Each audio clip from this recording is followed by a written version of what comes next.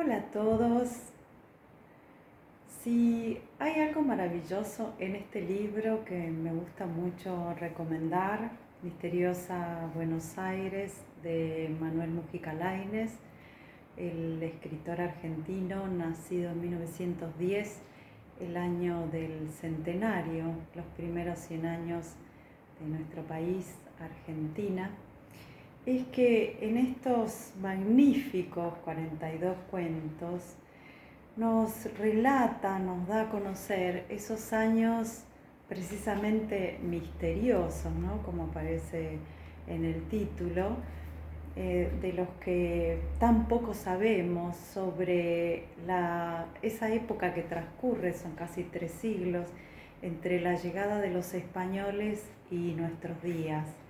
El primer cuento comienza en 1536, precisamente el año de la fundación, la primera fundación de Buenos Aires, que tiene que fundarse 2 veces porque fue un fracaso la primera, y trata precisamente sobre eso, sobre el hambre que pasan los españoles una vez que son sitiados por los indios. Y termina en 1904, muy poco antes del nacimiento del mismo Mujica Lainez.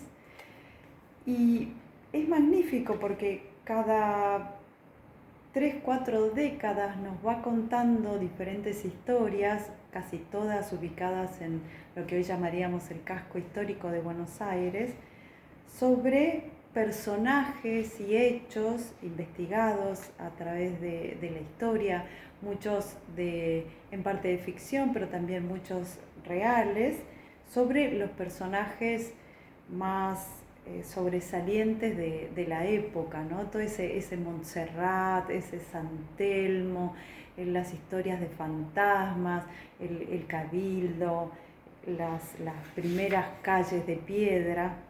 Hay 3 cuentos magníficos para mí, que son quizás los que más han perdurado, que son el del comienzo, el hambre, y luego los últimos 2, ya les digo, son 42 relatos. El anteúltimo, El hombrecito del azulejo, que se los recomiendo muy especialmente porque es un ejemplo maravilloso de la literatura fantástica propia del Río de la Plata. Está ubicado también en San Telmo, en el año 1875, época de la fiebre amarilla. Y bueno, es muy interesante la aparición de este hombrecito del azulejo, que entrevemos que es necesariamente un personaje inexistente, fantástico podríamos decir, mejor dicho.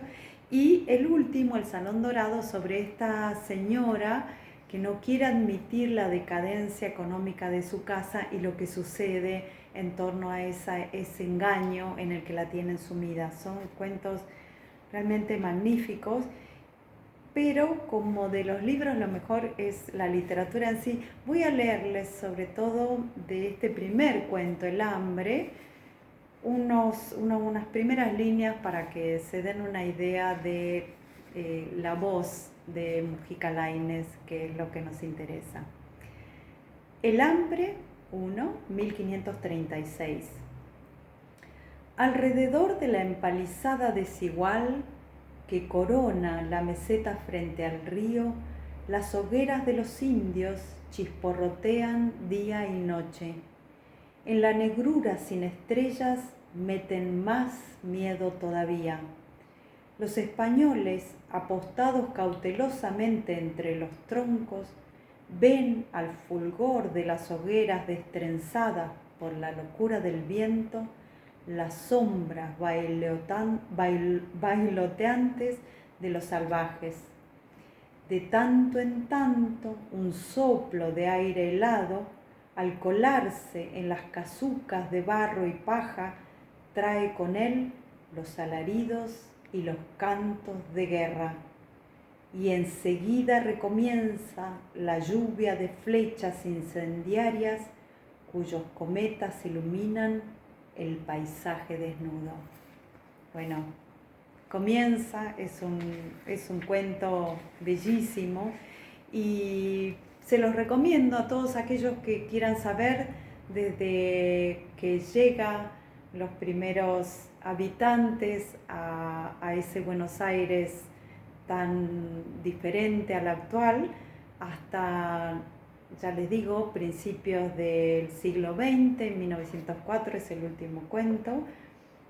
Este libro es la mejor forma de conocer, como siempre, la historia a través de la literatura. Gracias.